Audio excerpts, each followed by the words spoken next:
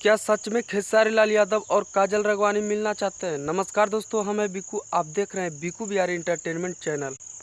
तो दोस्तों आप लोग पूरा वीडियो में बने रहें। इस वीडियो में जानकारी देने वाले हैं दोस्तों कि खेसारी लाल यादव और काजल राघवानी क्या सच में मिलना चाहते हैं, क्या राज है उसका पीछे। तो चलिए दोस्तों वीडियो शुरू करते हैं और बता देते हैं आप लोग के कि आप लोग कोई भी लाइव में आप सुने हैं खेसारी जी से या तो काजल राघवानी जी से कि हम दोनों मिलना चाहते हैं? नहीं ना दोस्तों।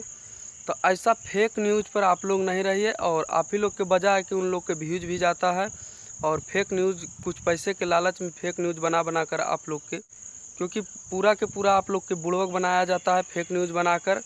ऐसा कोई लाइव में नहीं बोले हैं खेसारी जी या तो काजल राघवानी जी कि हम दोनों मिलने जा रहे हैं।